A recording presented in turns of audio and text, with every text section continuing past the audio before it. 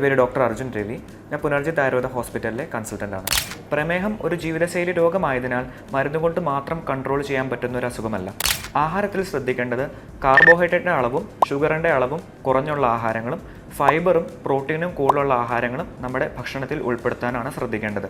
ഉദാഹരണത്തിന് രാവിലെ നമ്മൾ പുട്ടാണ് കഴിക്കുന്നതെങ്കിൽ റാഗിയോ അതുപോലുള്ള മറ്റ് മില്ലറ്റ്സ് കൊണ്ടുണ്ടാക്കിയ പുട്ടുകളാണ് ഏറ്റവും ഉത്തമം. അതിൽ കാർബോഹൈഡ്രേറ്റിൻ്റെ അളവ് വളരെ കുറവും ഫൈബറിൻ്റെ അളവ് കൂടുതലുമാണ്. ഇതിനോടൊപ്പം കറികളായി നമ്മൾ ചെറുപയറോ വൻപയറോ കടലയോ, ഇനി നോൺ വെജ് കഴിക്കുന്ന ആളാണെങ്കിൽ മീൻ കറിയോ മുട്ടയോ ഇൻക്ലൂഡ് ചെയ്യുകയാണെങ്കിൽ നമുക്ക് ആവശ്യത്തിനുള്ള ഫൈബറും പ്രോട്ടീനും അതോടൊപ്പം ലഭിക്കുന്നതാണ്. ഇങ്ങനെയുള്ള ആഹാരങ്ങൾ കമ്പൈൻ ചെയ്ത് കഴിക്കുമ്പോൾ നമുക്ക് ഷുഗർ സ്പൈക്ക് വരുന്നത് വളരെയധികം കൺട്രോൾ ചെയ്യാൻ സാധിക്കും. ഉച്ചയ്ക്ക് തവിടോട് കൂടിയ അരിയുടെ ചോറ് വളരെയധികം കുറഞ്ഞ ക്വാണ്ടിറ്റിയിൽ നല്ല രീതിയിൽ കറികളുടെ അളവ് കൂട്ടി കഴിക്കുന്നതാണ് ഏറ്റവും ഉത്തമം.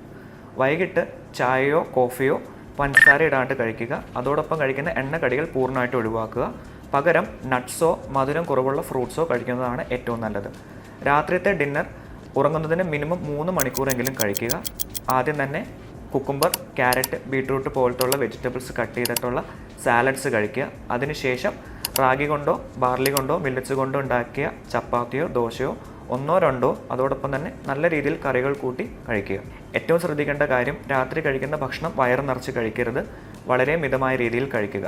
അതുകൊണ്ട് തന്നെ കൃത്യമായ ആഹാര ക്രമീകരണങ്ങളും വ്യായാമവും കൃത്യമായ ഉറക്കവും കൊണ്ട് മാത്രമേ നമുക്ക് പ്രമേഹത്തെ കൺട്രോൾ ചെയ്യാൻ സാധിക്കുള്ളൂ.